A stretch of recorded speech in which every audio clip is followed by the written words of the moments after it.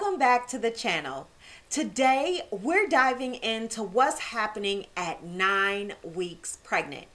This week is full of exciting changes for both you and your baby. From what's going on inside that growing bump to tips on how to feel your very best. I've got all the details you need, so just grab a comfy seat and let's chat about week 9. I'm Stephanie Poole, your go-to doula and lactation consultant, here to guide you through every step of pregnancy, birth, and beyond. Okay, so first things first, your baby is growing like crazy. At 9 weeks, your little one is about the size of a cherry or let's say a green olive, measuring around an inch long. And get this, they've graduated from being an embryo to officially being called a fetus. Now, we gotta cue the happy dance for that. Hey, hey. So, here are some amazing milestones your baby is hitting this week. Their heart is beating super fast, around 170 beats per minute, which is about twice as fast as yours. Their tiny muscles are starting to form, and soon your baby will be wiggling and practicing movements, even if you can't feel them yet. Also, the basic structure of their eyes, ears, nose, and mouth is coming together, making that cute little face even cuter. And here's a fun fact. Their tiny little fingers are now separating, so no more webbed hands. It's like gearing up for future high fives. How incredible is that? Your body is doing something absolutely miraculous right now.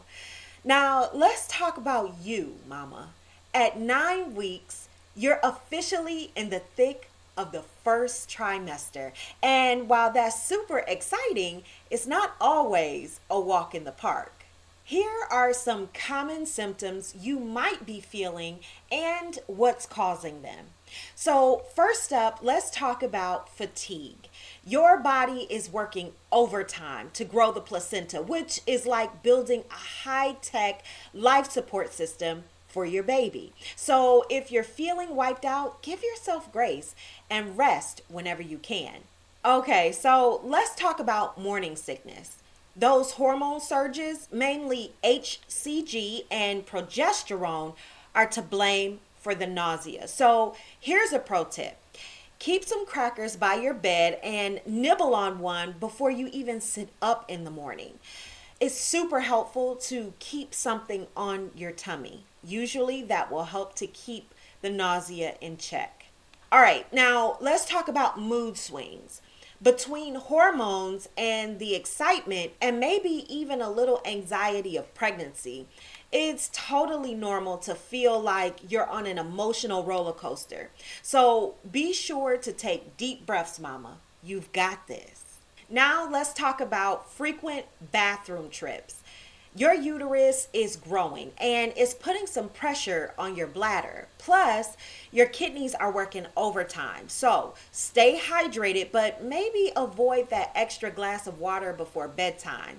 Remember, every pregnancy is unique. So if you're feeling something unusual, don't hesitate to check in with your provider. All right.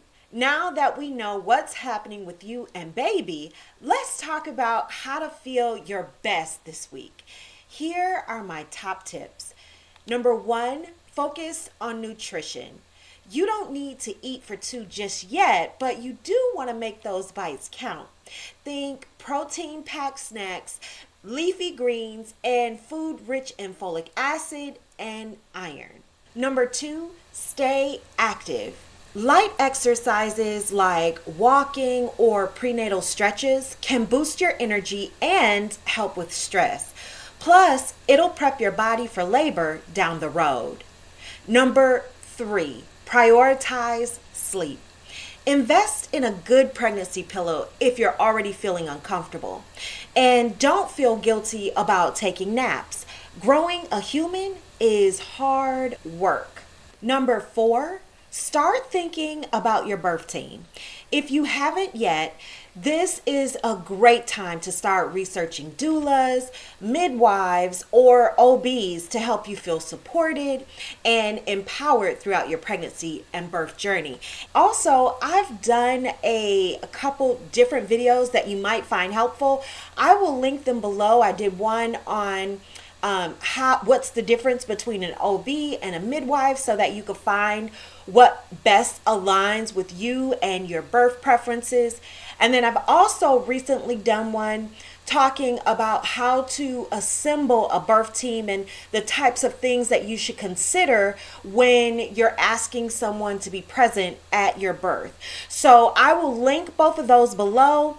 I think you'll find them helpful, but that is something that you should start to put together at this point.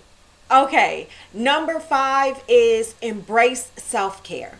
Whether it's a bubble bath or something like journaling or just sitting in silence for 5 minutes, find little ways to recharge your batteries. Y'all, it's necessary. You're in this for the long haul, so you gotta really pay attention to yourself and self-care at this point. Listen, I know you might have some questions about this stage of pregnancy, so let's tackle a few. One of the first questions I get a lot is it normal not to feel pregnant at 9 weeks? And my answer is absolutely yes. Some moms don't feel any symptoms at this stage, and that's okay. Every pregnancy is different. So if you're worried, just remember you can always talk to your provider to help put you at ease. All right, the next question is, can I hear my baby's heartbeat at this point? You probably won't hear it on a home Doppler yet, but during your next ultrasound, your provider might let you take a listen. And trust me, it is amazing. So ask at your next appointment. A question I get a lot is, well, when should I start taking belly photos? And my answer is now is an absolute fantastic time to start. Even if you don't see a bump yet, it's fun to document the journey and watch your body's incredible transformation. All right, mama, remember, your body is doing amazing things right now, and you're doing an incredible job. And if you're ready to dive deeper into prepping for your birth, don't forget to check out my Bump to Bundle blueprint. It's packed with everything you need to feel totally prepared and confident with pregnancy, birth, postpartum, and breastfeeding. Stay amazing, take care of yourself, and I'll meet you right back here next week for week 10.